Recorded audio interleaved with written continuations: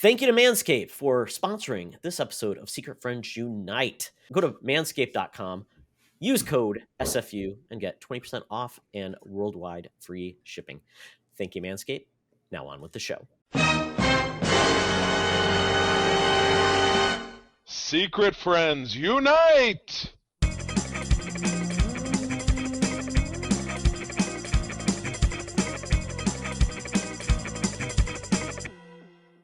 Welcome to the Secret Friends Unite podcast, episode 406. This is your guide to the geek side. This is only one of our audio podcasts you can listen to on our network feed. You can also get Holocron Chronicles for all things Star Wars. You can get all things Star Trek with code 47, and you can get all things video games with co-op mode. When you're done listening, go check out our video feed on YouTube. See all of our faces in more places. See our backgrounds. See our antics. That's all we ask. Subscribe, comment, and tell us what you like about Secret Friends Unite. With that, I am one of your hosts, Todd Oxtra, from beautiful Sauvage, Minnesota, the land of -1. Ooh, really? It's that cold there right now? Yep. It's not really that cold here. Charlie Carden, by the way, Grand Rapids, Michigan, we do have over a foot of snow. Very, very glad that we went with the plow service because yikes. And got a fire in the fireplace, which of course Todd will make fun of because Todd is afraid of fire. I don't know if you knew that. Well, as long as no fireplace maintenance is being done while we're recording, you can love your fireplace as much as you want. And I will say yes, snowplows are mandatory because since we got ours fixed, used it multiple times, it's great. Snowplow service, unfortunately for us, don't work because you cannot control when that snowplow service comes. That's true. And then when the road crew comes and puts the snow in the front of your driveway, you still got to do some work. So I was thinking about that, but it's like some days it's like if it's really bad, you could be waiting 3 hours for Mr. Plow to show up. And if you got someplace to be, kind of sucks. But you know what? True. It's great for people that have it because shoveling snow sucks. Yeah, especially when you get to be our ripe old age, pushing the big 5-0. Almost. Todd's closer than me, but I'm getting there. Absolutely. You know what, though? It's not how old you are. It's how you feel. And I feel pretty great today because we're going to be talking about Avatar, The Way of Water. Oh, my goodness. I cannot wait to hear Charlie's... I don't even want to guess your opinion of this movie because you've sometimes changed horses midstream. So we'll see how this goes. I absolutely went in with an open mind. I will tell you that. And that's where after hating it for 5 years. Come on. Is it like 12 years out of 5 years? No, but I mean, you know what? I saw that I saw that the critics were weighing in. I saw that audience was weighing in. And I was thinking, you know what? Maybe I'll just go in there and we'll see what happens. And you'll have to wait for the end of the show to see what I thought. Absolutely. So that's the kicker of the show. This is going to be coming out the week of Christmas, this episode. You'll get it on Tuesday. So at this point, folks, have a great holiday. And then we'll have a New Year's episode as well to get you through the year that is 2022. Yes, indeed. But before we do that, got to look at this incredible cover. Again, we're sticking with the last digit here. So this is issue 6 of The Incredible Hulk from March of 1963, which you see on your screen right now if you're a YouTube viewer. And if you are, please like and subscribe and give us a big smiley face. But he's taken on, my God, I'm going to put my glasses on to read this squint. Even with your limitless strength, even your limitless strength cannot save you from me, Hulk. This is Stanley all over the place. It's a big word bubble. All the metal on earth is mine to command, for I am the metal master. And believe it or not, even though there's a couple of army guys in the background saying if the Hulk can't handle the metal master, that could mean the end of the human race. I think I see Magneto coming right up behind him with a cease and desist letter. What do you think? Was this before the X-Men? When did the X-Men come out? Also in 63. Maybe this just beat them to the punch. What do you think? No? Yes, no, maybe? I was muted. Oh, my goodness. Yes, X-Men definitely followed after there you go. This. But he could have been an influence to Magneto. I guess he is also riding clearly a yellow piece of metal, so he tore apart a school bus. Somewhat equally, it's just there's a lot. There's a lot going on here. He's also using a chunk of metal to wrap the Hulk in like monkey bars like you would see on the playground. But I thought the most striking part of it, and Todd, you did some research because you wouldn't accept my notion that the Hulk didn't always wear a purple Speedo, which is what he's wearing here. So yes, a lot going on here, and I can definitively say that I am not curious to see how it turned out. Pretty sure the Metal Master got killed, though.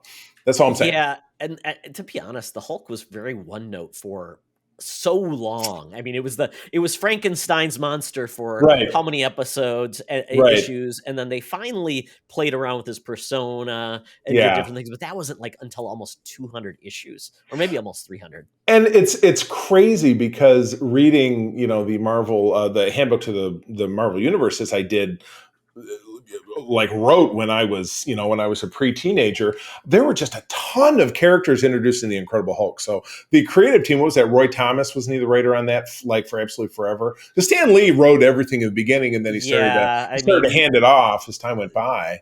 Yeah, it really was one of those things where it was like, oh, in this issue, because that's what they did. They didn't have sometimes not always a lot of compelling storylines, but they would just pump in new supervillains. Right, and exactly. just, B tier, C tier. Yeah, and it was like, oh, it's the UFOs.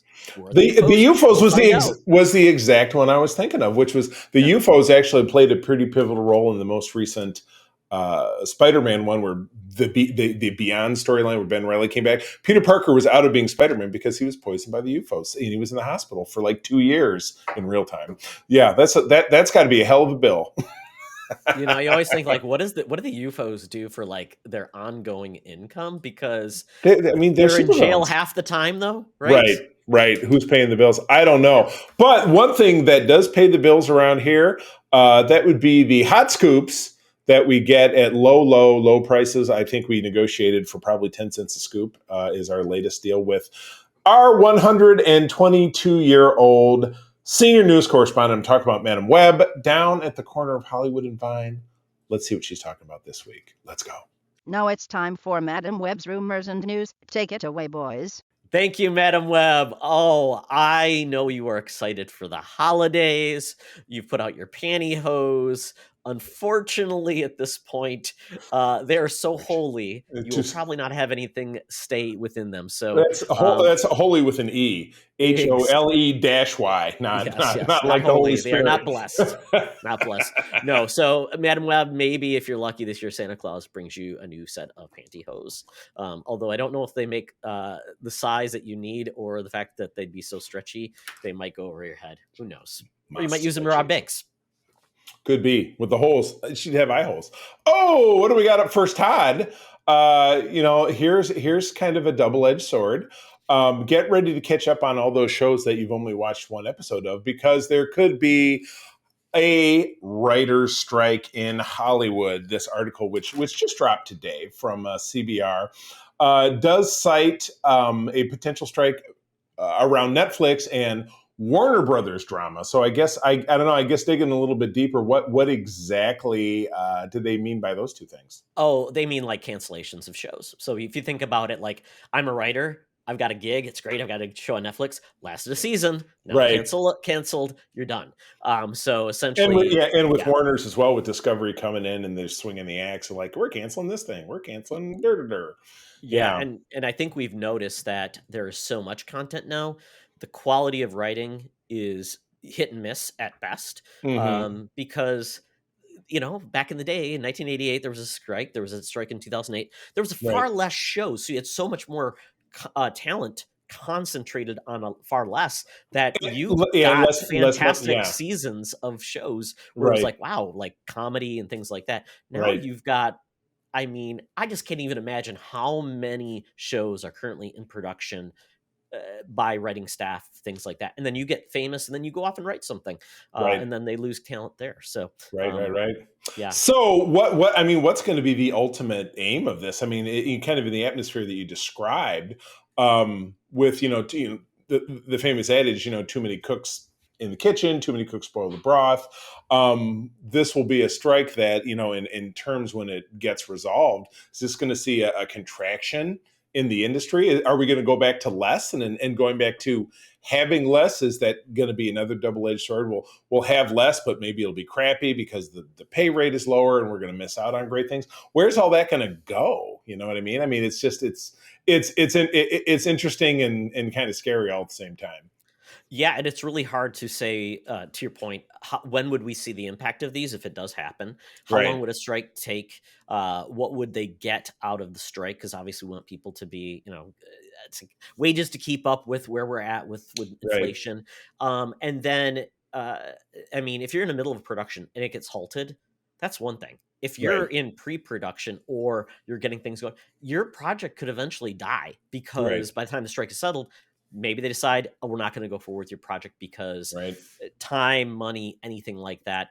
And we've been seeing, I guess, the writing on the wall. Bob Iger has kind of said he's in favor of quality over quantity. So once again, we could see far less projects going forward because they Hmm. want to save money, and that's a good way to do it. Netflix is the same way. They were giving out huge contracts for people.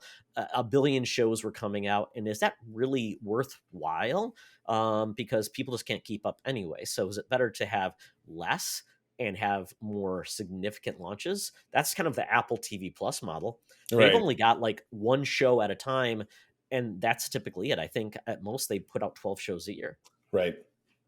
Right. Right. And but the question becomes then, is that model effective? Because I mean, if Netflix is at the heart of what's going on here, what they're doing is not, because it's crank, crank, crank, and as you've said, and as we predicted, different networks and whoever it is, different streamers who aren't really making it are going to fold back in, and that's going to fold back in even further. So I don't know. What's interesting. This gives a drop dead date to say May 1st. It's called Guild Member to question whether the committee's response to current contracts expiring on May 1 will be what triggers the strike. So this is interesting. So yeah, anything in production now, but yeah, anything slated to be done later in 2023 could be at risk. So interesting. It would affect Absolutely. every show out there. So Yeah, and then you'd see potentially like we saw shows that they either have shortened seasons, you see things delayed, and we saw like a lack of movies last year, really. And the last thing movie theaters in Hollywood wants is less good movies because that's detrimental and affects their box office. TV, I think it's less impactful because I'm sure there's shows that they just held on to, mid-season replacements. They can always put stuff out there that they probably got in the bank. But movies, that seems less likely to be a good thing. right. Well, one thing that moving on, one thing that's in the can, and one thing I talked about this in our last episode, and I talked about a lot on Code 47 because it's Star Trek related, is season 3 of Picard. This article here focuses on upcoming tension between Picard and the returning Beverly Crusher, who we have not seen in 20 whole years. Back for season 3. Season 3, terrifying to us Star Trek fans because Picard has been really a mixed bag. I enjoyed the first season. The second season was garbage. And this is supposed to bring the entire TNG cast together for what could really be a send-off, a real send-off for them. And anyway, one of the more complicated relationships that has not been touched, wasn't really touched in Nemesis at all for all the failings of that film, and not really since the series, which is now almost 30 years since it ended, is Picard and Crusher. They had been friends forever when they started, when the two characters met on when we met them on the show in the first point. Picard and Beverly's late husband had been best friends. Jack Crusher was his name. He was, the first officer on Picard's ship, the Stargazer. There was an undefined accident that Picard had to make a choice between saving two people, and Jack Crusher died because of that. But somehow he and Beverly maintained this friendship / will they, won't they? And they never really did, with the exception of an alternate reality, whatever, in the last episode of TNG. So 20 years gone by, and just Patrick Stewart is talking about his interactions with Beverly in the show being really strong, kind of emotionally naked is the word. Hopefully not naked, because I don't know that I want to see either one of them naked, quite frankly. But I think this seems really interesting. I mean, Todd, of the TNG relationships that you found the most interesting, where'd you sit with Picard and Crusher? Was that of note? Not really. I mean, I really liked her character. Mhm. And she was a strong voice, a strong woman. Sometimes they would challenge each other, which I appreciated. But did I feel like, oh, I was really invested in shipping them, and will they or they Yeah. won't they? It just never. I mean, there was a lot more obviously on Troy and her paramours than Yeah. anybody else. That was Well, typically the yeah, and focus. Yeah. Troy and Riker were they were in the past, and then throughout the show they never really did, and then that last movie, that Nemesis, ended with them getting married, or the second to last movie, and, Yeah. and ended with them rekindling, and then the next movie they got married, and then we saw them in Picard season 1 having built a life, and then they had 2 kids, one of whom passed away prematurely, and then they were living in exile, but Riker came back to save the day at the end of Picard season 1, and just a lot of, last week we saw what Worf is doing, and the story that we talked about, and we just know that everybody's going to be back, and even Brent Spiner is going to be back in the form of potentially Worf's evil brother Lore. We saw that in a trailer Mhm. several months ago. So this, I hope this quote is, again, I keep using the word double-edged sword in this episode, but it could be Patrick Stewart trying to talk things up, and maybe it's not that, or maybe what he's representing is really real, and it's going to be, dramatically awesome. So fingers crossed we see Picard on February 16, right before the cruise. And then I'll miss an episode, but you won't miss an episode of Code 47 because Katie is going to be taking over for me while I'm on vacation and producing the show. So I'm excited to see how she and Peter carry on without me. Hopefully I won't come back to find out they've replaced me for good. Like, who's this guy? They canceled the show, actually. Yes. Oh, we thought this was a perfect time to cancel the show. Exactly. We've accomplished all our goals. In our Secret Friends network, they'll just be an X through Code 47. It's gone. It's out. Canceled. Canceled. Oh, boy. Yeah, Charlie, they found some of your old tweets. They canceled. Oh, man. Yeah, well, that's fair. Oh, that's funny. We segue right into the next story about somebody's old tweets. Who have we got here? Oh, it's James Gunn. Todd, what's going on? What's going on? These are new tweets. So these are new tweets. Yes.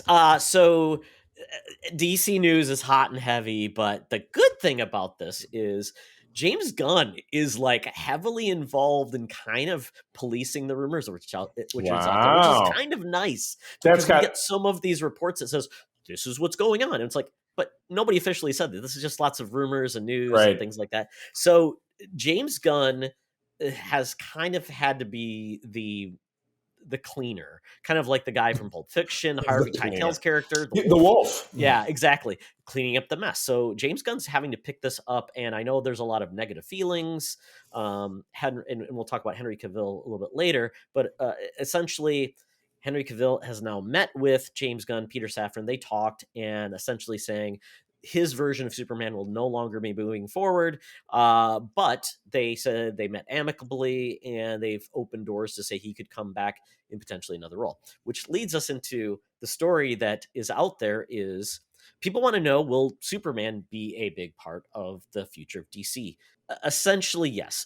We are going to get a new Superman, a new actor playing him. James Gunn is going to be the writer of the Superman movie, but it's going to be not an origin film, and it's going to be a young version of Clark Kent in Metropolis, which is an era that we rarely have gotten with Superman, because he's always been like married with Lois. Smallville is the one that I think of, because even Lois and Clark. The last TV show. Yeah, that last quarter of that show was them in Metropolis, working at the Daily Planet. Poor Chloe before her. We watched the rest of The Vow. Ouch. Poor Chloe before her life went down the tubes. That poor woman. Yeah. Well, not really. She's in prison for what she did, so I guess she's not so poor. But anyway. Yeah. So I'm kind of excited about this, because I think a good part of Superman, which has gotten a short shrift lately, has been Clark Kent and his relationship and building bonds with other characters. And it's kind of shifted to just Superman and him punching things. That has never been the most interesting part of Superman to me. It's been the dichotomy of Clark Kent, leveraging his relationships, balancing his life, and making him more human because of the relationships he shares. Right. Yeah, exactly. Yeah, and we did get some of that with obviously Christopher Reeve, where you saw his portrayal of Clark Kent and some of the relationships there, and we loved it. And I think there's a lot you can do with it, and this is a way for them to basically start fresh with Superman, not rehashing the origin, and not making everything with Superman doomsday, end of times, but having some adventures that I think could be really fun. So, Right. I don't know, Yeah. Charlie. When it comes to this, we've seen so many takes on Superman. Is this a take that you feel like might get new people in the door with Superman? I mean, I think, as I mentioned, Smallville had a piece of this, and I think Smallville is particularly, and it's not necessarily younger people, because Smallville was on, it was debuted 20 years ago, it was on for 10 years. So we're now 10 years past that being gone, but it was on for 10 years. So it really brought people into the universe. Smallville did a really great thing for developing a lot of those JSA / second string Justice League characters, giving us a version of the Arrow and Flash and Aquaman, who later came back as the Hawk and Dove guy. And he's Jack Reacher. That dude is just like, Oh, yeah. But again, that show ended with, and there was a very time jump at the end where he was finally Superman. But the last, like I said, quarter of that show was them being in Metropolis and being young in his group of friends, and them still doing their thing, but not actually in Smallville. And I think that captured a generation of Superman fans who obviously really liked it. The show was very popular. So, but it's not a take that's been, as you said, really done in a consistent lens. It's always been, here's him and Lex Luthor. Here's him in Doomsday. Here's him in Brainiac. You know what I mean? So it's always the same beats, kind of like Spider-Man, and we're going to have him fight the Green Goblin again, which is, or we're going to have, all the beats like for the Andy Garfield's Spider-Man movies that I really felt didn't work. So it's a good take. It's a fresh take, which is really the best that you could do after, with a comic book character that's, damn near 100 years old. You have got to dig to find a fresh angle. So good, good for them for trying. And again, good for him for managing. Just looking at some of these tweets, it's funny, that very first person that you were quoting made it was a conspiracy theorist. How much did Disney pay you to screw over the only thing DC has going for it? Exactly. And he's like saying that, he's saying it unironically, without a doubt. Yeah. Oh my God, people, Yeah, just friggin' people. And I'm glad that he is at least clearing the air, but he does not have time to just be addressing everything on Twitter. He does not have that. To be the idiot police, essentially. Yeah. You know what, Charlie, I am hoping we don't hear from DC for quite some time. Yeah. Until they have something to actually officially announce. Go and retool and don't. Yeah, exactly. Come back stronger, because, Marvel seems to be in kind of a rebuilding phase. This could be DC's time. That's what I'm saying. Things are cyclical. Things are always cyclical. And Gotcha. They will, we had like Spider-Man and the X-Men were the biggest thing in the world, and they kind of fell apart. Then you got the Nolan Batman films. Great. And then you got... So things are definitely very cyclical. So we'll see how this goes. Yeah. Well, what's the cycle for Henry Cavill and the popular miniature war game? that is funny. Yes. What? I put the first one there about Henry Cavill's not doing the role. He was in it. It's funny because he was essentially paid almost $500,000 for his cameo in Black Adam and Flashpoint. They won't be using Flashpoint. Apparently, but they got the money. The Black Adam cameo was like 15 minutes. It's like that's all it took to film. Which is funny. Oh, because it was all of like 15 seconds on screen, if that. Yeah, exactly. That's crazy. Filmed in a garage somewhere. Yeah. Right. I'm sure 10 of the 15 minutes was getting him into that suit. Yeah, and the Flashpoint, we're hearing now that essentially the Flashpoint is going to be, all about basically rebooting, and anything that was filmed that potentially could lead to something else is going to be cut. So, oh gosh, I can't wait to see that movie. I know, yeah, it's going to be the train wreck of all train wrecks. It's going to be 8 minutes long. Exactly. Somebody said, nope, it's going to be the first film officially released on TikTok, 3 minutes at a time. Oh my God. I believe it. Oh, sounds like Quibi. It's Quibi all over again. All those reels on Facebook. Oh, well. So Henry Cavill is a huge geek. He was in The Witcher. He's no longer on that. He's no longer in Superman. So what does the guy do? It's got lots of time on his hands. He potentially gets Amazon to make a series, which he's going to star in, on something he absolutely loves, which is the Warhammer 40K series. It's awesome. Miniatures that you can paint and make little war battles. It's video games. It's novels. It's everything. It's animation. I've seen Warhammer in shops everywhere for 30 years. You'll go in and you'll go into a comic shop and they got racks, maybe they got some collectibles. In the back half of the store are these big flat tables, the size of two dining room tables going straight down there. It's a rectangle of little mountains and little dudes and then if you go in there when it's busy, there'll be 20 really smelly nerds around moving their little things around. Sorry if that's one of you, but I mean, you know what? Observe the smell. Tell me I'm wrong. Moving their little things around, and I got a campaign. We're going to march up this mountain. And I mean, people absolutely love on that shit. This is going to be huge. I think this is going to be huge. Yeah, my buddy that he's Bob retired Air Force before. Colonel Bob Yeah. before, big into Warhammer. It paints all the figurines. Sometimes I think that's all people do is just paint them. They rarely get together. Well, it's like collecting figures, except the figures that I buy, I don't have to do anything but put them on my shelf and hope they don't fall over. Now that's something that somebody should do is like create like that type of tabletop, but you actually use action figures with it because I would love that would make more sense. I could assemble my Avengers and then like the Masters of Evil and make them have like because it would just be like, here and there's a mountain between them. Yeah, absolutely. You can do that with Lego. You can do that with Lego minifigs. Think about it. Yeah, absolutely. Yeah, Easier still could be used for it. Exactly. So this is going to be interesting. Amazon is going to adapt this, and we really haven't gotten. I think there's been animated movies of Warhammer. Beyond that, we haven't had a live action theatrical release. We haven't had a TV series. To your point, Charlie, it's been around since 1987. Wow. I'm just curious, like Robotech. How do they go from like expanding it to a broader audience that could be like, I've never heard of this thing, but it seems like something I could enjoy regardless of understanding what it is. I mean, that's a hard, thing to do because it's like D&D. How many successful D&D movies have there been? They're hoping on a new one in March. We're hoping on one. One. Yeah. You got to start with one. And they haven't had it. Yeah. So I don't know. I mean, Warhammer is kind of an interesting because 40K is like more of the Space Marines and things like that, but it has a mixture of like fantasy elements, even though it's futuristic. It's very, very different. Than they have other Warhammer as well, which is like kind of more of the fantasy element. So, but Henry Cavill is like a big fan of this stuff. So, and he was a big fan of The Witcher too. So, we'll see how this goes and if it becomes a thing and if it will be something that can really launch the tabletop geek genre forward versus just still being kind of a niche thing that people see in a store but know nothing about. Right, exactly. So that'd be cool. Do we have any harder information? This was just announced, but not like, and it's going into production. You'll see it. It's been in production. So probably 2 years, 2025 at the soonest, I guess. Yeah, I guess so. But something we'll have sooner. Speaking of March, beware the Ides of March with Scream 6.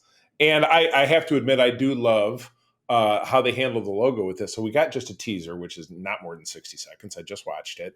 Of our characters, including Jenna Ortega, who was just on Wednesday, which, her dance has gone viral, and we need to finish watching that show. But hopefully, if, they go on a writer's strike, I'll have lots of time to watch shows like that.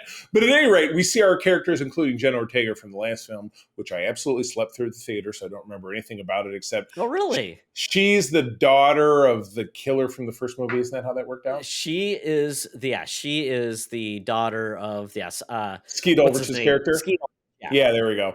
But anyway, there's a setting in New York City. You get the classic pull in over one of the Triborough bridges and streets, and we see a bunch of our characters on the subway, and it's Halloween because people running around in costumes.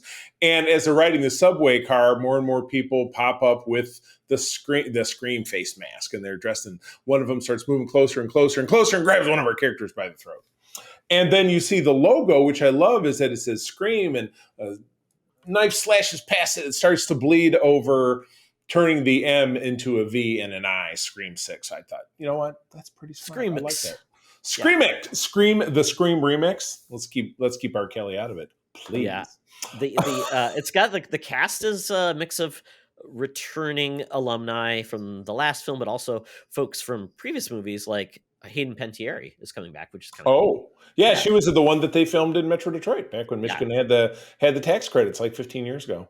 Yeah, Dermot Mulroney. I guess this is the first time for him. Okay, which means I'm sure he'll get killed. Because in the last movie, didn't they brought back Nev Campbell and Courtney Cox? Did they both make it? I think they both made it, but yes, but apparently Nev Campbell is not going to be in this due to either schedules or payment. One of the two. You know, Yeah. people, it's crazy, but people do like to get paid for this kind of shit. It's They they do, little known. especially since she's been in, I think Well, she was the core of the first film. yeah, Yeah. the first 3 or 4 films, yeah, absolutely. Well, So, maybe they'll just kill her off panel and oh say, boy, yeah, "Oh, well, that's yes, what they did with Jamie Lee in one of the now non-canonical yeah, Halloween movies. Yeah, they just killed her off on a roof or something. Jason kicked her off, Michael. Oh my God, Michael Myers kicked her off a roof or something. I don't remember which one it was, yeah." but I did but think this was kind of cool because it is in a urban setting versus right, suburban, which is right. kind of neat, and that's kind of scary because you think about how crowded it is in the city, and just like anybody could all of a sudden just do something and kind of sneak away and not even be seen, right? Hmm. And Yeah, how do you exactly. find the killer? I mean, it's a city of what, 6 million? I mean, 10, yeah. 10, yeah, Oh, yeah. On Manhattan Island, exactly. So yeah, Exactly. Yeah. yeah. Harder to glue in on your suspects. To quote the Lonely Island, Manhattan is crowded as F and it's covered in trash. It's a great place to visit, doesn't it? It's an expensive Oh, trash hole. Yes. oh my God. So, moving on to some unhappy news. Now, Todd, you're the Buffy fan. Yes. Weigh in about this. It's interesting to finally hear it from the star, something that's been going around about the creator for a number of years, or for at least Yeah. the last couple of years. Yeah, it's really been disappointing as a fan of Buffy the Vampire Slayer to hear so much of how Joss Whedon is a toxic guy, played politics with his actors, was kind of not exactly on the up and up. I mean, Yeah. he portrayed himself and his scripting and of his characters on the screen as being very pro-feminist and really Hmm. highlighting more, being more sympathetic with teen characters and putting them more of a realistic light. Love those elements. Behind the scenes Sure. stuffs, that's That's harder that. thing to like clarify, That's where you get especially stuck. Yeah. when you're an actor, a young actor or actress, who at the time was dependent on Joss Whedon for their careers. Make or break. Am I going to get cast? Will I continue to be on these shows? So most people were not brave enough at the time to come out because there was very little people listening to them. There Right. wasn't social media. There wasn't things like that. So we're just hearing now. Other people have come out. Charisma Carpenter is like one of the most outspoken. We've already heard from her. Other people have came forward to support her. But now Sarah Michelle Gellar is finally really in the first time Right. we've really heard her really be really outspoken, speak to it, talking about the toxic male set, basically talking about how Yikes. females on set were not allowed to really be friends because they felt like it would be, if they were friendly together, they might actually push back against, Unionize. well, Yeah. just even collaborate to Just say yeah. that's not okay to do those things. We're going to push Right. back. Right. No, and that is the exact opposite of it's almost like I said. We just finished watching, The Vow, and the guy that ran that. I mean, it was a cult, and the thing about cults is they want to keep people separated in that way because putting people together to have shared thoughts that are contrary to what he gave it. It was. I was so curious when we finished watching it that I went back and watched the first one. He called himself the prefect. He was which it was just a title that he gave himself, and he likened it to being Perfect. basically being a martial art. Well, in martial arts, you call the guy teaching you a master. I'm like, oh my God, yeah, yikes! Yeah. But it's the same thing. It was kind of a cult of personality, where it sounds like he was cultivating this air where he was the king and got to call the shots, and it was his fiefdom, and he didn't want women. I mean, this turned out to be kind of anti-woman. If so many corroborating stories between these various female actresses are true, he didn't. Yeah, he just saw that as a threat to his, supremacy. And so, what better way than to divide people than to keep them from getting together? Yeah, and she's got a new show coming out called The Wolf Pack, which looks fairly interesting. It's a genre show where she's brought in like as a special agent. She's tracking down like some deaths, and it kind of comes out there actually is a cult of like wolf coven or something like that, which Jeez. I could be interested in. I think that's coming out on Paramount Plus, to be honest. I think it Well, is. all the good stuff's on Paramount Plus. Exactly. That's what I mean. Even when I probably mentioned, but my uncle Tim, my mom's oldest brother, moved back to Michigan after many years away. We were having coffee a couple of weeks ago talking about streaming services, and I said I could boil it down to 3 for you if you're going to pick: Hulu, Netflix, Paramount Plus. But if you're going to pick one, Paramount Plus, because he's a Star Trek guy like me. He's an older guy. Older people love CBS. Tell me I'm wrong. But Paramount Plus is consistently cranking out mean, good stuff. I mean, I'm going to talk It's about got a new show here in a minute that just came out today. The Paramount Plus turned out. Yeah, it does. I mean, they do a good like mix because they have CBS, Viacom, they have all the Star Trek, Nickelodeon, so they do have Yep. like a diverse portfolio, which Yeah. makes it very attractive. They have you can watch the CBS Live, you can watch the NFL on it, so it gives you a That's lot more. enormous. Yeah. Like Hulu doesn't have ABC streaming, it doesn't have sport, it has some sports, Right. and I think of like what's the other one? So it'd be a Peacock. I Yeah. think has some sports, but it's a Yeah. mixed bag as well. So yeah, it's everybody's finding their way, but Paramount Plus has been consistent with at least Yeah. if you love Star Trek, that is the place Right. to be, and I think that's still the biggest draw, Right. which is still that's a lot for people. So That's good, and they continue to crank out new content. As you know, one of the podcasts I listen to, Star Trek podcast, that we're in really a second golden age where we have 5 or 6 shows in production. We never had that in the old days. We had 2, longer seasons, but 5 shows of 10 episodes each is plenty because they're all different, and Yeah. diversity is king. So yeah. so I was gonna say one last thing on this Buffy story. I love the franchise so much. Sometimes you have to divorce yourself from the creator because you start realizing that J.K. Rowling. and this is probably not uncommon for a show from that era, Charlie. If Mm-hmm. we probably went back to the other shows, we probably hear very similar things. It was the boys' club. It Oh, big was time. accepted, and people were hushed away. I mean, there's no doubt that actress Terry Farrell, who was Jadzia Dax on Deep Space Nine, left that show. Her character was killed off at her request before the beginning of the final seasons, at the end of season 6 of 7, because she was loggerheads with Rick Berman, who was the Joss Whedon of Star Trek. He was the do no wrong George Lucas, rapping his gavel. And he, essentially is the guy who ran Star Trek into the ground with the very next show that with the next show that they did, which was Enterprise. And then he disappeared from it altogether. Star Trek takes this, coma nap and comes back, and it's got a completely different team and a completely different vibe. So, and without a Rick Berman-esque kind of individual who's, espousing, that kind of stuff, like what we're hearing, obviously, from Joss Whedon. But yeah, you're right. 80s, 90s, and before, it was not friendly to women, clearly, in TV in any way, shape, or form. Well, Disney owns Buffy now, I believe. Mm-hmm. My only hope is maybe we can get it rebooted and get different creative staff behind it and take the core idea of Buffy, refresh it for modern times, because it is still a very 90s show. Totally get it. And bring it into the modern age. I think that would be great, because I did enjoy the comics that were essentially extensions after the show ended. And I would like to see more of that. But if not, oh well, I'll just enjoy what I got when I got it, and will not try to support Joss Whedon in the future. Yeah, very true. Well, that takes us out of the news. But before we do that, as always, support for Secret Friends Unite is brought to you by Manscaped, the best in men's below-the-waist grooming. Their products, precision-engineered tools for your family jewels. Manscaped's Performance Package is the ultimate men's hygiene bundle. Join over 6 million men worldwide who trust Manscaped with its exclusive offer for you. 20% off and free worldwide shipping with the code SFU at manscaped.com. My math is correct. And like I said, I've been saying this for months now. 12 million, me, Mark, Todd, your head, 12 million and 7. 12 million and 7 balls. It's crazy. It's crazy. It's a lot of balls. It is, and you need to use the right tool for the right job. I mean, your nose, you've got the weed whacker, your ears, you've got your noggin, your back, or your other parts. You've got the lawnmower. So use appropriately, and then you've got your refreshing. You've got your crop preserver and refresher for making sure you are feeling good after you take care of all that stuff. But Charlie, tell you, we're short on time for shipping. So by the time you get this, it's probably too late for Christmas. But I'll tell you, new resolutions, new grooming methods for the new year. Yep. You know what? It's the perfect time to do this. So go to Manscaped.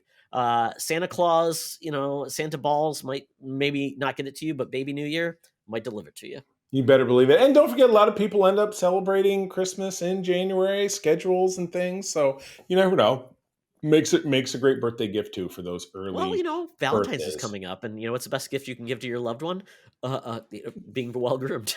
A grooming tool for for your hairy loved ones. Anyway, oh Todd, well with that, it is time for us to get an Uber. Uber, what is it, Feeble Uber? Correct. older Uber driver. Got to get down to Scugtown, Nastyville, and talk about the Geek Easy, talk about what we're watching and reading. So let's go. Talk nerdy to me. Talk nerdy to me. We're sitting in the Geek Easy, cover band's playing, drinks are poured, and we are ready to get our nerd on. So, Charlie, as I look at what you've been watching, we're back into the Yellowstone cinematic universe. Yes, of old people soap opera dramas. Old people, you know what? And you got to give Taylor Sheridan is the mastermind, and this dude, super talented, interesting guy from the Plain States. Very invested in Native American culture. You ended up seeing it in a lot of his programs, a lot of his movies. He's got 3 shows on right now. He does have Yellowstone, which is in its 5th season. We watched that on Mondays. He has Tulsa King, which is with Sylvester Stallone. Mob show about a mobster in prison for 25 years, ends up in Tulsa, Oklahoma as his exile once he gets out. Very interesting. And then Some would even say that's the prison is Tulsa, Oklahoma. I've been there, and my ex-wife, that's where her mother lived. Yeah. Yeah. So we went and we visited one Christmas or something. Oh God, this is a crappy place. Sorry if you listeners in Tulsa, Oklahoma, please feel free to @me. Yes, on Twitter. No swipe at Tulsa, Oklahoma. Yeah, no swipe at Tulsa. Sorry about that, but you started it, Todd. But anyway, this is a show we've been talking about for a long time. So this is a sequel to the prequel and a prequel to the main show. This is 1923, which is the ongoing saga of the Dutton family of Montana. 1883, we got that earlier this year. What's great is I was, speaking of that show, was in Detroit about a week or so ago, got my dad set up with Paramount Plus, he and my stepmother, Michelle, crazy about 1883, and then started Yellowstone because I got them my pass, so they're watching that show now. But Todd, I talked about that show earlier this year. I know that you're always just baffled by can't stand it, but that show was the husband and wife duo of Tim McGraw and Faith Hill. They were the Dutton family from Tennessee that was making their way west and their saga and everything that happened, and they finally reached Montana. And then subsequently, both of them died, the husband and the wife. It's like the real version of Oregon Trail. Yeah, exactly. You have died of dysentery. But their kids survived. But apparently what happened, wasn't it? This ongoing show is narrated by the voice of Elsa May, who was the daughter from 1883, who, it was funny, that show began and ended with her. You saw the thing that caused her to die, and then she died at the end of it, which was it was no secret, because she got shot through it. She got shot through and through with an arrow that was stuck in her and eventually killed her. Sorry for the spoiler. Oh. Yeah, exactly. But anyway, so that was 1883 when the family reaches Montana, and subsequently Tim McGraw's character dies. Faith Hill writes a letter to Tim McGraw's brother back east, who is Harrison Ford, and says, please come save us. We're trying to do this thing, blah, blah, blah. And he leaves to get there. And it's 10 years after the fact, because he mentions that he's been there since 1894. When he arrives, Faith Hill is dead and the kids are alive. So he adopts the kids. His wife is Helen Mirren, and they take over building the dynasty. So we catch up with them. It's 40 years, it's 30 years later after that. And you're saying that they're right in the thick of it. The 2 Dutton kids who we saw in flashbacks in Yellowstone and in 1883, they're grown. One of them is on the ranch, riding side by side with Harrison Ford. It's actor James Badge Dale, who's been in a ton of stuff. He was Jack Bauer's partner in one season of 24. That's how I know him. But he was also he was a villain in Iron Man 3. He was one of the extremists, the main lieutenant. That was James Badge Dale. And so and then the other brother is he was a World War I soldier. He never came home after World War I, and now he's a big game hunter stalker in Africa, which was like, that was kind of a weird way to take it. So a whole chunk of that first episode deals with what the brother's doing in Africa, and then it's dealing with a conflict between Harrison Ford's character because he's a livestock commissioner, which is actually something that is happening in the main show with Kevin Costner's character, in addition to him being governor this season. The commissioner is like a sports league. Yeah, exactly. No, it's like Commissioner Gordon. And then him slugging it out with it's the cattle ranchers versus the sheep ranchers, and it's a fight for land and stuff. So it's all the elements that people obviously love about the first show, or would be, because the Yellowstone is wildly popular, which is crazy. Absolutely. Because it's on Paramount Network, which is a joke and a half. My God, Todd, didn't you look into it and found out that it used to be Spike TV? Yeah, and then like Esquire and all these other things. I'm like, how do people get that network these days? Because I'm like, you just gotta don't have like a deep cut of like YouTube TV that you get like the extra package that nobody actually would ever sign up for. It's the dark web of streaming TV. Is it a TV standalone? networks. Like you could like pay Amazon $10 for it? Well, we do. April and I buy the season. Oh, so you do? Yeah. Okay. We bought season 4 because we raced through seasons 1 through 3 because they were on. But no, I'm just saying, can you like go to Amazon and subscribe to just Paramount? The Paramount Network? Can't do it. You got to purchase. So we purchased season 4, and then we did a season pass for 5, and then I think Vudu came along and said, buy seasons 1 through 3. So now I've got all 5 seasons. That way my dad can watch it too. So that's money well spent as far as I'm concerned. Anyway, dig it. This is Harrison Ford's first real thing ever on television. Besides, April was talking to me this morning and I got the chance. She says, boy, has Harrison Ford ever done anything on TV? And I got to use my announcer voice. I said, the Star Wars Holiday Special. Literally the only other TV he's been on, with the exception of the one guest spot he did on Young Indiana Jones, where he was the bearded saxophone guy, which I playing a saxophone in 1950s Wyoming. I've talked about it before. Was that what was the name of the saxophone player that played by Bleeding Gums Murphy? No, from Parks and Recs. Duke Silver. Duke Silver. There you go. he was Duke Silver. Anyway, Harrison Ford is in this being Harrison Ford, old, grumpy, walking funny. But just if you love Harrison Ford, you love Harrison Ford. I love Helen Mirren is great in this. Well, and he's actually dating someone his old age in this versus he's married to he has an age appropriate on-screen wife, which is nice. But anyway, if you enjoy the show, or especially if you enjoy the stars, which I think is the big hook, I like it. We're in. It was very exciting. I mean, the first episode ended in a great final shot cliffhanger.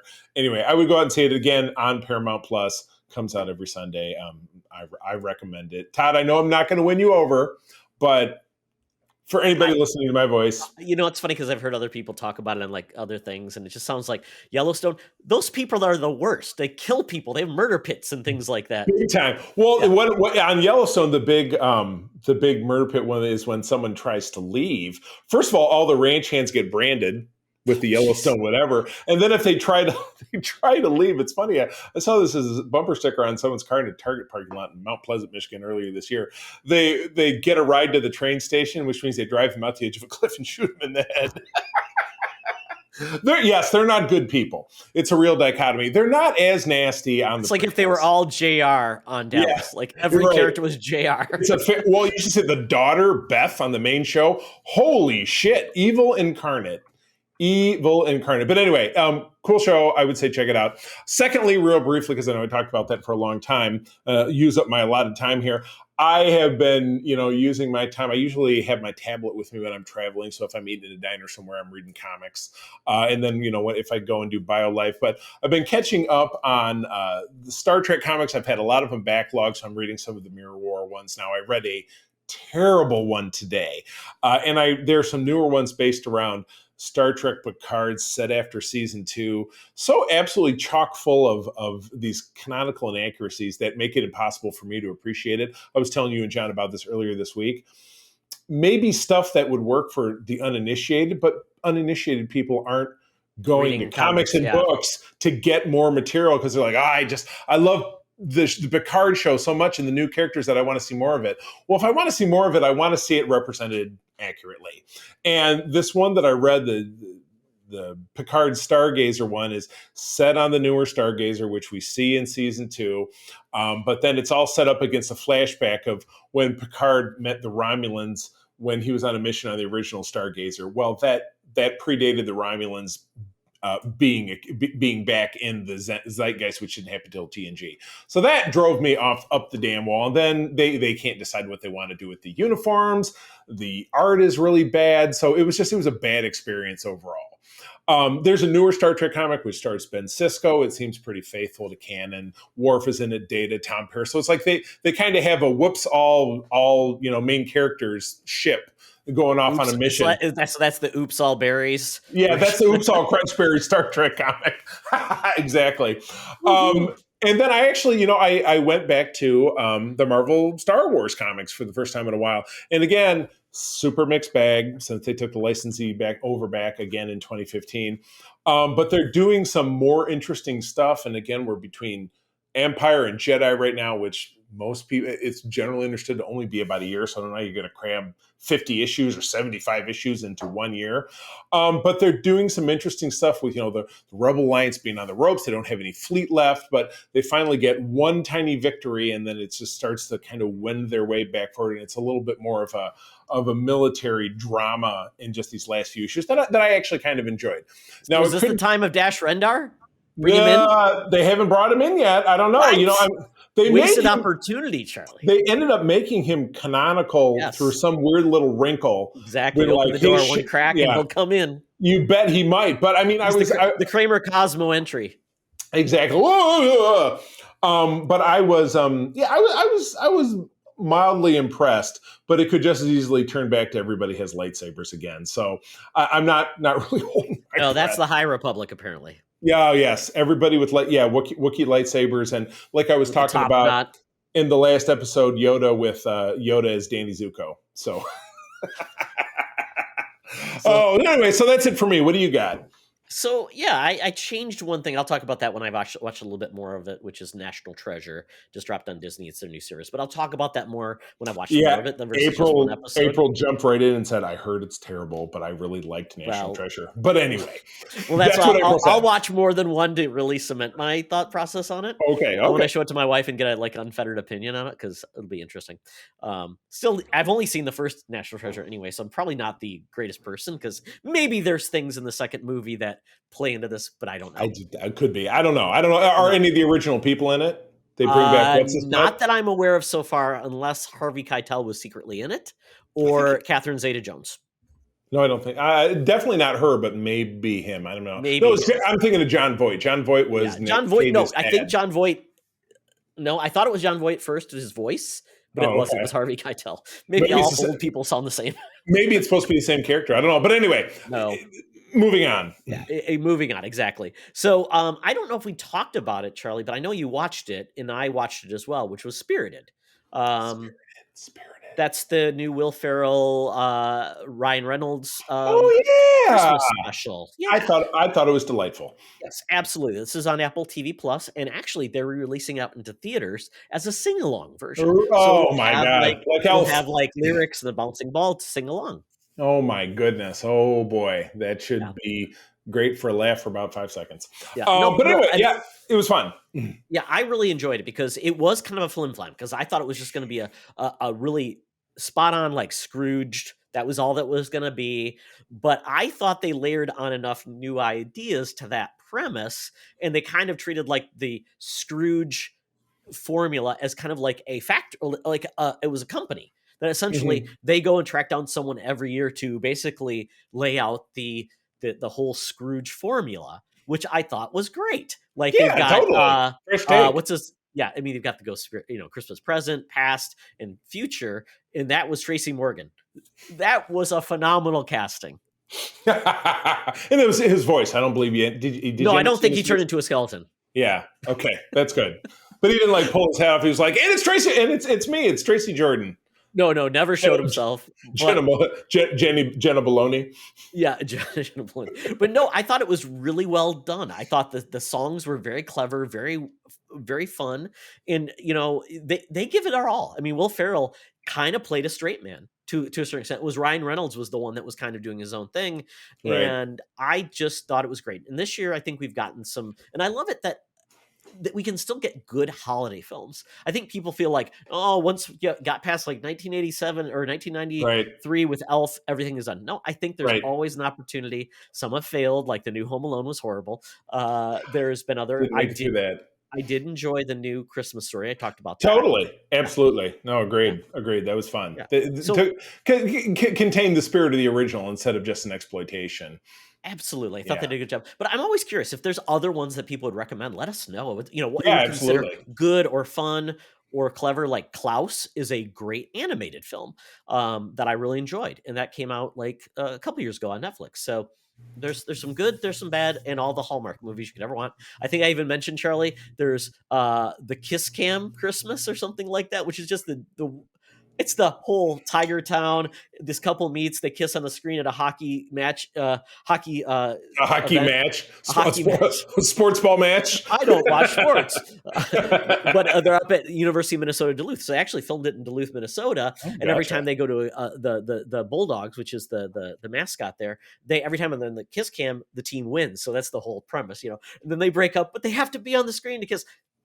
It's like, really, we're doing this now? So unbelievable. Yeah, thank God my wife's not into those movies. Like April's into those. Ron Burgundy would say she watches them without me. She does still watch a bunch of network stuff, but that's her alone TV time. But like Ron Burgundy would say, compelling and rich. Yes.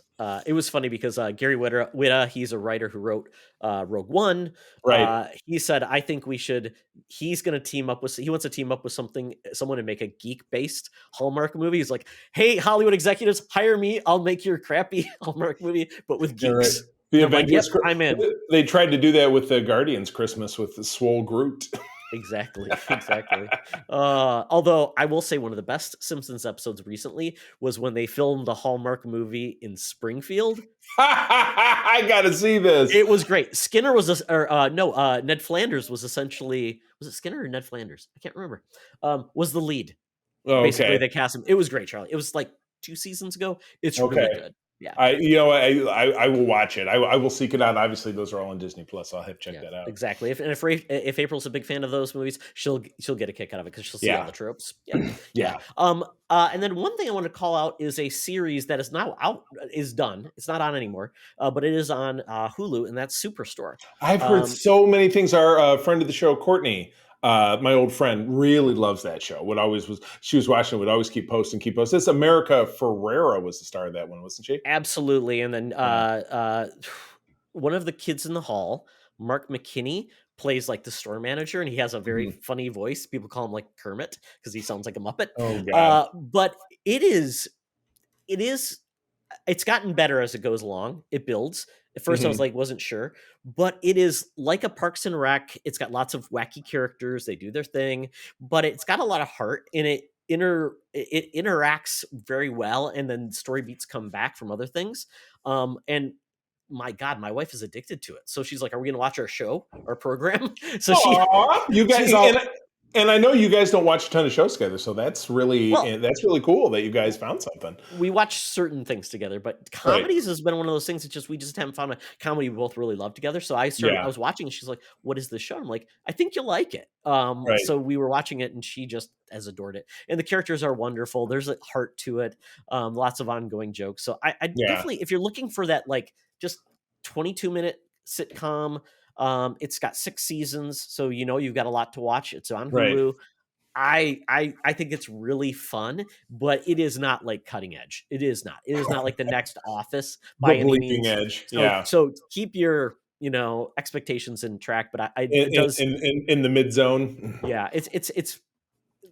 I like it. I've been missing a show like that. I keep trying to find shows like I missed. So I've got like Happy Endings is on my list. I probably need to see New Girl because that's supposed to be a good show too, that I just never got around to watching.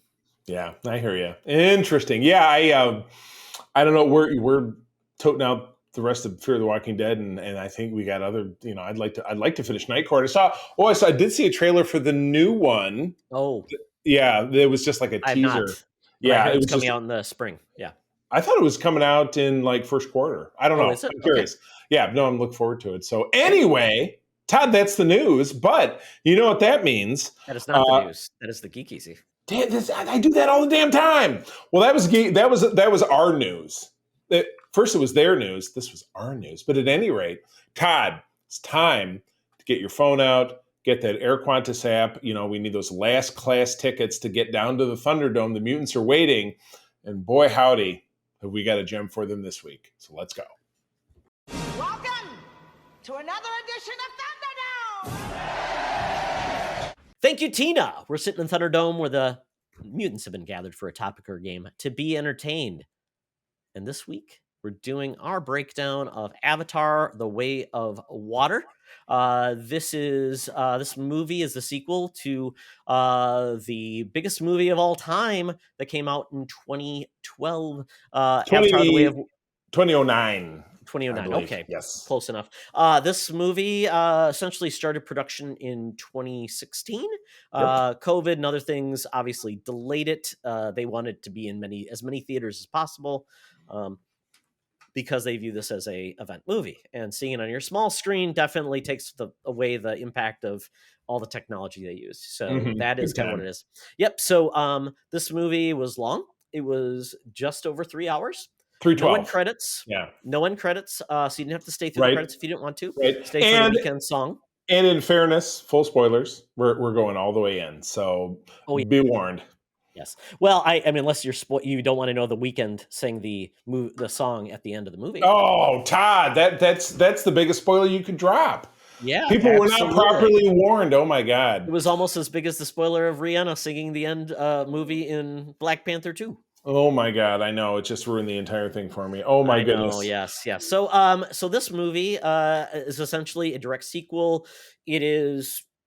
I don't know if they specifically said X number of years post the last movie. You could tell because, obviously what's going on in this film is we see the end of the movie where, the Pandorans, having won their war against the Earthers, as it were, force them back onto their ship and send them back to Earth, which is a journey of an unspecified period of time. Obviously, they're sleeper ships, kind of like an Alien. James Cameron does really love to stick with certain things. So sleeper ships, and they go all the way back to Earth. And during that time, Jake Sully, who's, 12 years. Yeah, 12 years. There you go. I figured exactly. Because, those kids grew pretty fast then.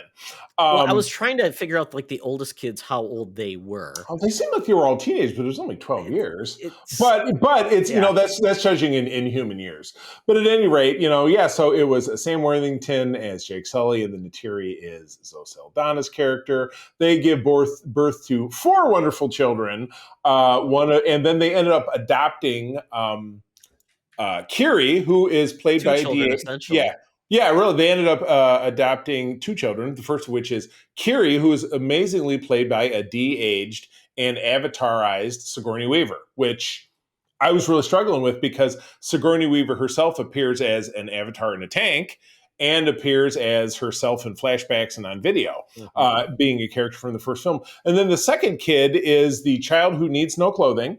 Actor Jack Champion plays Spider, who is a toddler who is left behind when the humans leave because he's too young to put in cryo. And we do find out that he is the child, probably bastard child, of the villain of the first film, actor Stephen Lang's character of Colonel Mike Quidrich?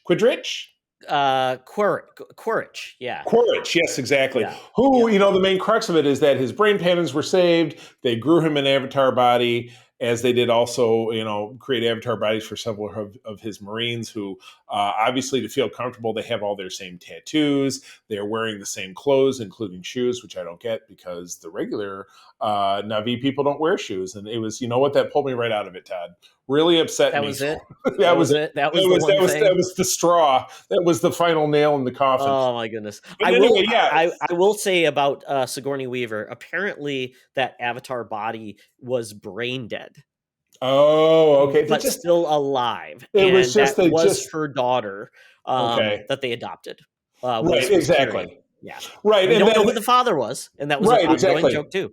And that's what joke. Well, it's supposed to be it's supposed to be Freddy foreshadowing into obviously a future film, because we also find out throughout the film that Kiri has certain metaphysical powers, which one of the science guys just describes as epilepsy when she plugs into the tree because she has visions and all this different stuff. So anyway, that was to me, very heavy-handed foreshadowing of which we did not get a payoff. But it's like, and you'll go see the sequel, right? Which, of course, there will be one because I'm sure this is already making billions. But at any rate, to get back to the story, the humans leave.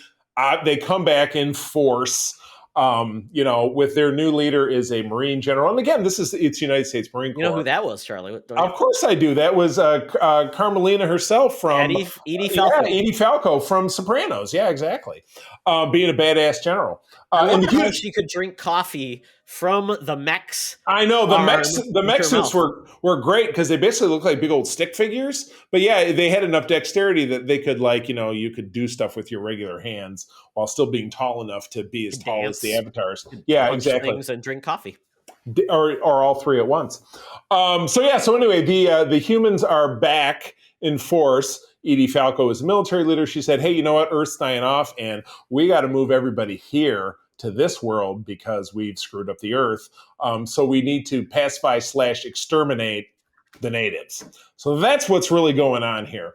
To the point that they start waging war. They attack the forest dwellers, which is our main characters. A year goes by, and you see that our characters are insurgents, with Jake Sully obviously as their leader because he has the Marine training. But eventually they're driven off. To protect the people.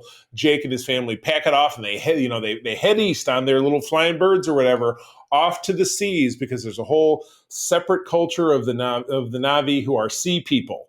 And they're led by actor Cliff Curtis, who is Travis in early seasons of Fear the Walking Dead, and the magnificent Kate Winslet is his wife. She's not very nice about the fact she's a little bit racist to the tree people. Tree people, sea people, kind of never the twain shall meet.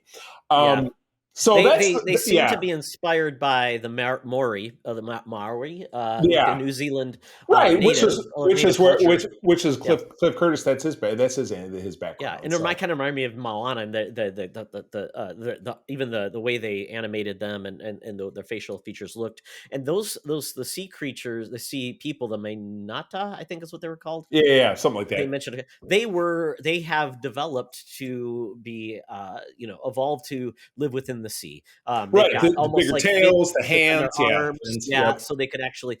And it was funny. That was kind of like, this is almost like different tribes that they don't battle, but they don't interact. They essentially it's in the trees in the forest, and we do this.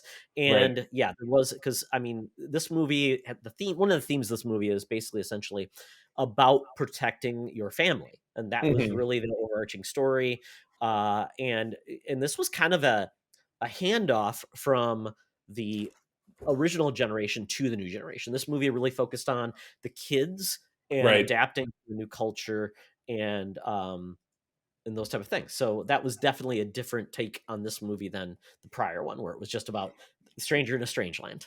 Right, exactly. So they spend the whole second hour of the film doing sea stuff and figuring out, the intricate connections between the sea people and the sea creatures, because they're very integrated on a kind of a spiritual and biological level between the characters in the sea. And then we also find out that the humans also have contracted, merchant marine sea police who are out and killing these giant alien space whale thingies, that their brain tissue has a fluid that stops human aging. Oh, now this is the unobtainium of this movie. Well, this is kind of like the interesting part is like what is funding all of these things essentially is taking something to get something. You're not getting this stuff for free, right? So that was the whole point. They say like that's all you're taking is just this fluid versus leaving the body, and that's against a lot of cultures, like using all of the animal and respecting it. Right, the Native American cultures, the bison or the buffalo on the open range, and so it was it was a pretty heavy commentary on that. And I leaned over to April and I said, well, if Kirk and Spock showed up, they could solve this in a minute. They just take him back to the 23rd century. It'd be no big deal. The one with the whales. But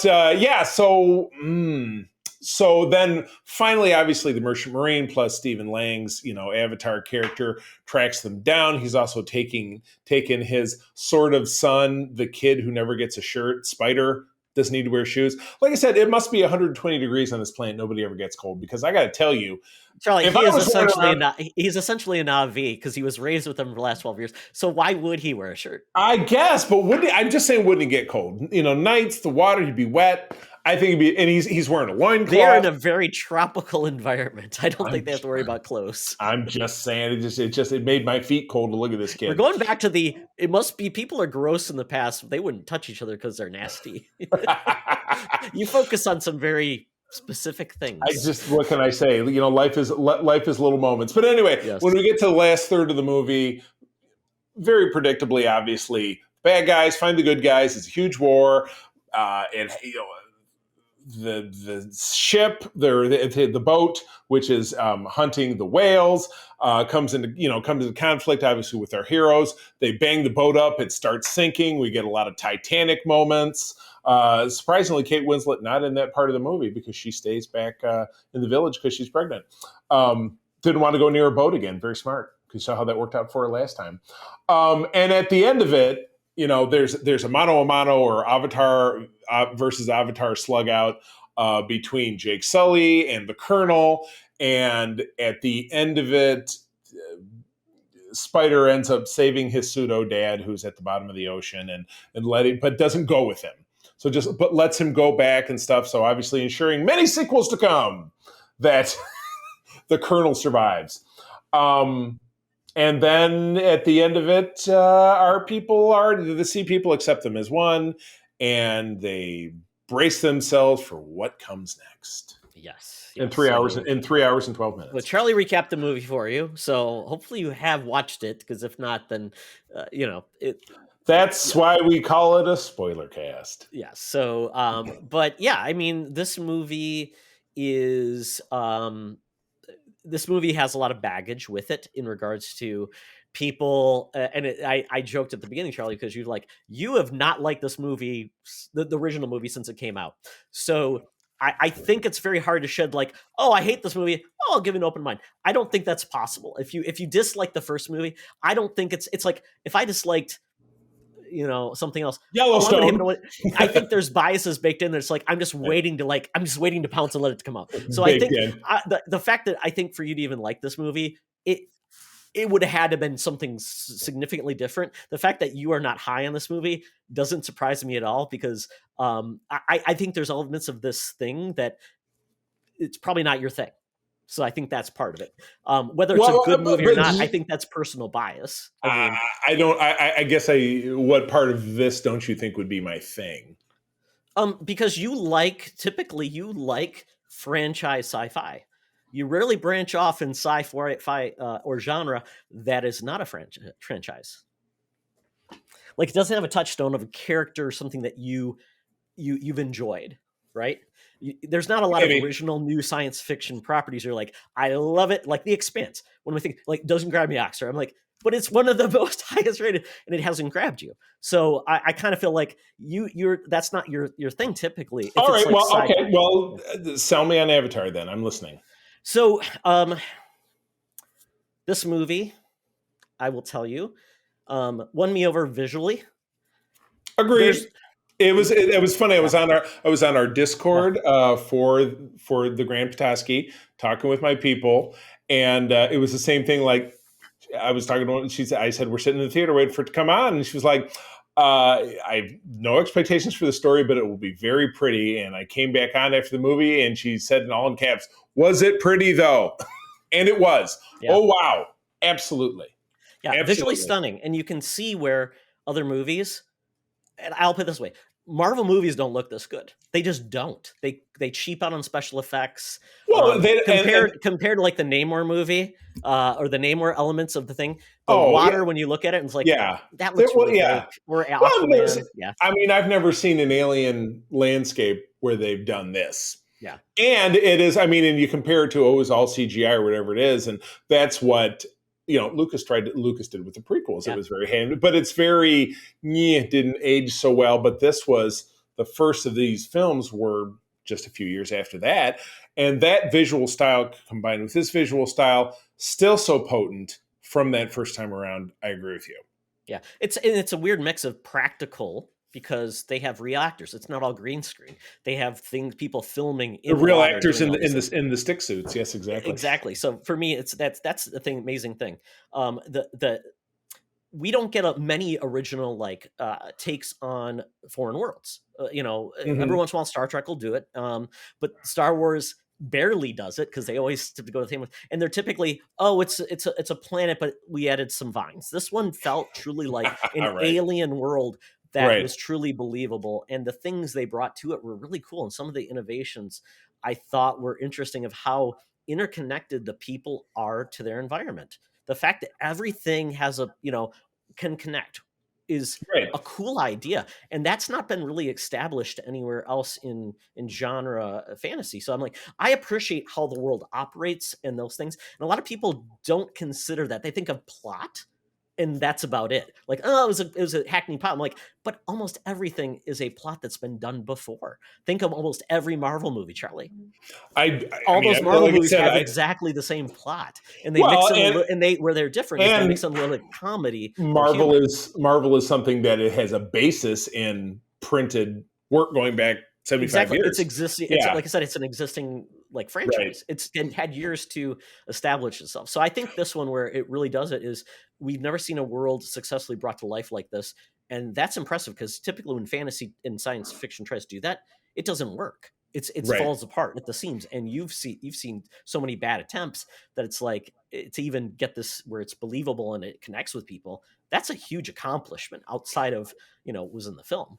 I mean, the thing about Avatar and all, and I saw a poll on Twitter or somewhere that someone says, "What was the last time you saw this movie?" Last year, last month, 2009. Everybody says 2009. I don't really. How many times did I see Titanic?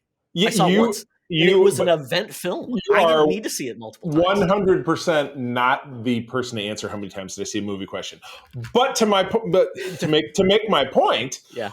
This is a movie, while you're absolutely right, in 2009, 2010 was a blast of the billions it made. Didn't really feel that it had a legacy of people like, I'm going back and watch those Avengers movies again. Is that relevant though? A movie doesn't have to be a fan base. It doesn't have to be. I think putting that on it means it's kind of, you're basically trying to put something on it that a film doesn't have to have. I don't know. A film doesn't have to have I need to buy a lunchbox. I need to have this. I need cosplay. I found it to be kind of telling. But again, that movie made $1 bazillion. Yeah. This movie will do well. I don't know if we looked at any numbers before we sat down here, but this was in the top 5 or 7 of most expensive films ever made. Will they accomplish something? And again, if what they're looking to accomplish is to recreate the spark of this visually incredible world for the first film, that I think they did. Yeah. And to expand upon it, also relevant. But you're right. I guess not so many people out there, because this is pulling high ratings both from critics and from audiences. I found the lack of plot a drag in watching it. Really? I say I didn't care about the plot. I cared about the because plot is just, it's this happened, this happened, this happened. Rarely do I say that had the best plot in the world and the movie was good because of it. I think it is more about the relationships, the storytelling, and the way it went. And I think it did a great job at that. Comparative. This was about the family and the death of children and things like that. And I thought it was amazing. Yeah, the plot was there, but like I said, most Marvel movies have the same plot. Plots really are different in most things, Charlie. I mean, you talked about, you love Yellowstone, but the plot of that is pretty much, it's a soap opera, but you still love it. I just find it's quizzical that you say, well, the plot is not important, but the storytelling is. So I don't know. But plot is just sequence of events. Storytelling is how you tell that and you differentiate. Well, and again, to the credit of what they did, telling a story visually, yes, successful. Agreed. That I will agree upon. And that's what I was looking to see, if there was something that was redeemable in it. But yeah, I got bogged, that third act where they're sinking in the ship and stuff. And I'm like, oh. My heart pounded, man. That was riveting. I think it was so well done. The fights were well done. I think so many things were better done from an action sequence and staging of stage pieces were so much better than Marvel movies. So I think that's an equivalent too, because doing something like that with that size of an event is amazing. So like I said, I was just so riveted by the action and what was going on. My heart was racing, kind of like in the Titanic, James Cameron did. So to me, it's like when I put all that together, I'm like, yeah, this movie really I nailed know. it I for tell me you, versus the first one. the action scenes in Titanic, all those big fight scenes. No, like a ship going up. Are they going to make it? I remember, know. Charlie, I No, held my agree. breath when that ship was going up. I held my breath because I'm like, I know, I felt like I was in the film. I understand, and I just watched Titanic again and again. I watched it on a TV screen in a hotel just just like 2 weeks ago, and yeah, it still just really sucks you into. And that was one I saw more than once in the theater because it was just so immersive. And you're right, you felt the fear of them being on the back of the ship, and it was at night, and all the people, dying in the water, and the ship crashes down on them, Yeah, and again, in a movie where you knew how, you're right, in a movie in the way that you knew how it was going to end, I suppose looking at it from that point of view, if this movie you knew how it was going to end because there was going to be a big fight at the end and the bad guy would get away and they set up some stuff for the sequel, but yes, if you just kind of stretch that all aside and just think about the exaltation of the water and the connection and I mean, how does a movie make you feel? That's really how does it make you feel? If you take away the plot, it's like, did I come away like excited? You had a visceral action to it. That's often more important than did they capture the thing? Did they do the thing? I think capture the thing because we're in geek genre and we're getting so much of that. It's like I feel like so many movies are cut and like, oh, yep, this is going to happen. And I felt like, yeah. Todd, you just summed it up. It was a Lego movie. Did they take the thing and put it on the other thing? Absolutely. And this movie lacked like a big, like, what did they do? This movie is all about survival. Did they survive? And that's what it was. And it was pretty simple. There weren't like a lot of like fetch quests. There weren't a lot of that. It was like they were surviving and they just had to survive. So the plot was thin because it didn't need a big plot. It was about survival. They were trying to survive. Kind of like the Predator, the Prey movie. The plot in that movie was pretty thin too, but it was what we loved about it was that. So I'm trying to get away from the plot because I feel like with sci-fi genre, all these things, they have all the same three acts. This, that, and that. Big blue sky hole. So I could care less about the plot these days because I feel like I'm going to get told a story and I want to like the characters. And this movie, I feel like did a much better job of interacting with the characters, developing them, a different culture, all of those different things, taking time to just show you these beautiful areas. And they took his time. That's why it was 3 hours long. It wasn't because 3 hours because it needed that to tell the story. It was that because it wanted to develop a world where you actually could care about the environment you're in. And I don't think Marvel movies do that. I don't think sci-fi movies do that to a large extent. It's like, we're showing up, we're doing this, we got to, because they're so obsessed with getting to the finish line that they just don't take their time to This is so you're saying this is a stop and smell the sea kelp kind of movie, kind of like to show you these things like this, the side plot with the boy and that creature that was the outcast, the one with the spike and that was a wonderful piece of like just developing a relationship. And yes, it came to fruition that he would help. So obviously that's a plot element, but that was not a plot element. Oh, Todd, exactly. I know you're hoisted by your own petard. Exactly, your plot element, your plot armor. Yeah, and I think they did a better job with actually making the new group of people look more specific and different than each other versus the Na'vi, the blue ones. They're too similar looking. Well, I mean, the sea people, again, it was evolution, have they, however long, that's where they've always been. So their bodies are, and their skin tone was different because the forest people live where there's, perhaps more limited sun, where the sea people are always in the water. So they're this much paler blue, and their eyes were a different color. Yeah. Their eyes were, the tree people had yellow eyes, the sea people had blue eyes. And it was a West Side Story kind of thing because you had the girl who fell for one of the boys and in the family, and so you're right. Yes, plot elements that were always, it was a grab bag of generica. Yeah, I'll give you that. Yep. But where you're right. This was story over plot. I suppose I can agree to that because it did accomplish. And again, it didn't just like they didn't spend. It could have been risked that like just repeating the first film by having it all take place. Oh, we're going to fight in the forest and we're going to keep fighting.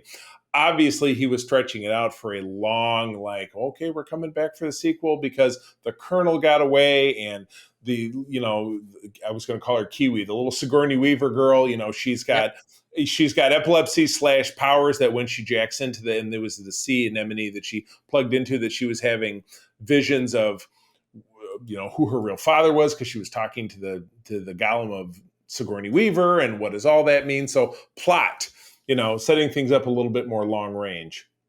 So yeah, I mean, and I get it. Some people want that, and I it is what it is. But like I said, I think this movie is a huge improvement over the first movie. Because I was not a big fan of that movie. I saw it. I recommend it. I accepted it for what it was. It was a lot of tech, and the story was secondary. And I went back, and it was funny. I forgot of this. I'm like, well, should I rewatch the first film, or should I watch it before going to kind of jog myself on the details? And I just didn't, and I didn't have any interest in doing it after I saw the first one. But thought, looking, and that's a good perspective. Looking at it through the lens of story versus plot, which again, we're here to put one thing on the other thing, and it's a grab bag of tropes like, well, boy and girl, and the parents don't get along, and the bad guy wants to get the thing because the thing is whatever, but they have to do this to blah blah blah, so we got to fight evil. Yes, plot is a grab bag. Well, and Charlie, we didn't get to talk about Black Panther because you weren't on the episode, and I feel like Black Panther, the plot got in the way. That plot, they had to accomplish so much and hit all these different beats. I felt like that movie was so damn clunky. It did some really good things, but I felt like that movie felt like it was just not a cohesive. Yeah, I mean, it didn't blow my mind. I'll agree with you there. Yeah, because they were trying to set up the continuity of Wakanda and this thing and that thing, and Shuri's journey from A to B to C. Ironheart completely brought in because that services this thing, this and that thing, and Namor coming in, and what is that setting up? And yeah, you're right. I mean, and agent, what's his name? Oh, and yeah. What's his butt, Val? Carmel. You remind me of that guy on one of the late shows. They bring in the Cuban guy who is he's talking about stuff, but he's giving it all the wrong names, but they're captioning it all the way. You're that guy, Carmelita Von Trapp. You're thinking of one. Yeah, got her. Yeah, and but it was Agent Ross, and it's Martin. Yeah. It was Martin Short. Martin, not Martin Sheen. Martin, the guy I'm talking about. Yeah. Black Panther. They're married. Yeah, and I know Katie, our recording partner, Kate, she loved that film, and I just don't see it. You know what I mean? I mean, I liked parts of it, but as a cohesive film, I don't think you can say that and go like, yeah, that was a great film because it had 18 different things that were competing for attention that you're like, okay, what's the end story? And then, and I don't know. I mean, and I know we're kind of sidebarring, but I don't think Shuri, the actress, commands presence. She's okay as kind of like a secondary character. That she carried the movie. Yeah, you didn't really feel. But anyway, let's get off of this before hopefully nobody's listening and wants to blow apart. Exactly. So but I was just trying to give a comparison between plot and story. Long movies and kind of like what they accomplished, different approaches to it. I mean, and the long movie thing doesn't kill me because again, when you're doing something, when you're trying to really accomplish something, that's going to take some time. You're not going to do that, and it's, TV shows now try to do it in 10 1-hour blocks or whatever, 45-minute blocks. So yeah, so accomplished in 3 hours makes sense. So what was the plot substandard and boring? Yes. Was the story itself ambitious from a visual standpoint? Absolutely. So that's where I stand. So we'll get to the actual rating now. So with all of that, good thoughts, because I took your impression. Yep, I totally agree. Plot was kind of lacking, and hopefully I enjoyed the experience of being in the theater, the story beats, the elements of developing character and expanding the world, to me worked really well as comparison to the original movie, which I didn't care for. Never watched it again. Didn't have any impact on me at all. Still haven't, and it's one of those, if you watch it on a TV screen, it just looks like anything else. Exactly. The re-release apparently was better because they actually tweaked everything to look good to like this level. But I'm not going to see it again in the theater. You saw it in 3D. This one, I saw it in 3D. I saw the original in I believe I saw it in theater. So so ratings. All right. So this time you go first. Okay. Because I always go first. So I'm going to give this one an 8 out of 10. I do recognize it had some gaps, it had some issues, but it exceeded my expectations, which were pretty low going in. I only expected to have it be a technical novel, novelty, and be really crazy and make me put 3D glasses on for again. But other than that, there were some elements I really enjoyed, and some of the emotional touch points were there for me. So I like I said, I'll give it 8 out of 10. If I was to look at this and I was to say 5 points max could be for story, 5 points max could be for plot, I would have to give this probably a 6.5 because the story, the journey that we took from leaving the forest and survival, which I love survival stories, why we love The Walking Dead, why we love, the Yellowstone, shows that we've been watching, survival, survival against the odds, man versus nature, man versus self. Absolutely. The plot elements, like I said, gets like a 1.5 for me because it was like, what trope can what sinking boat and what bad guy with bad, you have the two marine biology guys and one's a real bastard and one's like, it was Jerome, what's his butt from Flight I of know, the I Conchords. like when he's doing an American accent too. And I'm like, I know. what? Why? And he was like, I'm doing this, but I don't like it. Now, here's my question. We know that Snarky guy. Yeah. the bad guy gets his arm ripped off and dies, obviously. What happened to Jerome? Did he get away? We don't I don't know. remember. Yeah, we don't know. So he might show up in the sequel. Yeah, he's a snarky guy, apparently. Yeah, he was a snarky guy. But yeah, I thought from a plot expert, like I give it like a 1.5. So that's a 6.5. And you know what? That's more than I probably would have given, not looking at it from the same perspective. So you know what? This is one of our longer episodes too. But I think I got something out of value from your perspective, which usually I'm just like, you didn't use the words dumb fun because it was not dumb or fun. Exactly. It was, but I thought that's what I said to John. I said, if Oxtra comes into this talk about dumb fun, I'm just going to throw my microphone up in the air.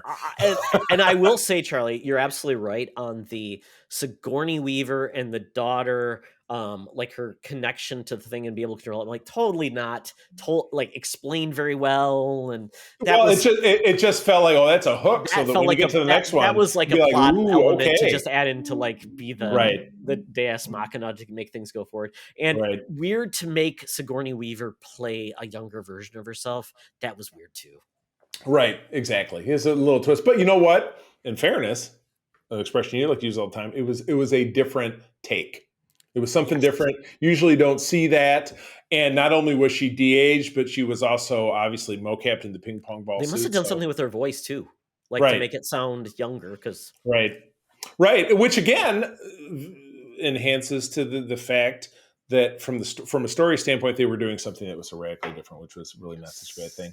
Absolutely. All right, let's wrap it up. Anyway, Avatar: Way of the Water, now in theaters. They need your money, so go see it. So Disney's banking on it. Yeah, so that they can make another one. But Todd, where can people find you out there on the internet? Yeah, at Toxtra. It's funny. Hive is back, so I might go and journey on Hive. We'll see how it goes. I'm just done with fantasy football, so I don't have to talk about that anymore. But just having a good time interacting with fellow geeks in the world of nerd. Right there, and then just follow at Secret Friends U for all things that we're doing in all of our podcasts with all the exciting things that are coming in 2023. We're very excited for that, and then go to our website and see all of our content in one location. Correctamundo. You can find me over on Twitter at the C3. It's kind of where I'm skulking around for news because I'm not so super high on Facebook, though I do still need to use it sometimes. But the biggest jazz out there, not only for Secret Friends Unite, but also for the USS Grand Petoskey, which is the Star Trek fan club chapter, one of the biggest in the world that my wife April and I run here in West Michigan. You can find us on a website of that name. But no, our Discord server for Secret Friends and over there on the Grand Petoskey, if you're a member, and you're listening to this and you haven't gotten on board, do it, because that's where the cool discussions are happening. That's where we're bouncing off. Yes, we're sharing memes here and there, but we're having great conversations, sharing news stories. The stuff that we always try to do on Facebook, we're having success doing it over on Discord, which is funny because 6 months ago I was like, Discord, but you know what? It was a big change in kind of the way that Facebook did me dirty. It's turned me on to something else. And I think that's super cool. So find us over there on Discord, ask to join the conversation over there. So with that, friends, as always, I'm going to tell you that thank you for listening to our show. Sharing is caring. and to keep on trucking. Be the hero, not the villain. In a truck. Jake Sully must die. This podcast is part of the Secret Friends Unite podcasting network. Visit secretfriendsunite.com for more great shows, articles, news, reviews, and more. Secret Friends Unite podcasts are available on Apple, Google, Spotify, and other podcast services around the world. If you'd like to be part of the conversation, you can join us on Facebook or our new Discord server, or follow @SecretFriendsU on Twitter. Please subscribe to Secret Friends Unite on YouTube and visit our merch store at tpublic.com. Just search Secret Friends Unite. Thanks for listening.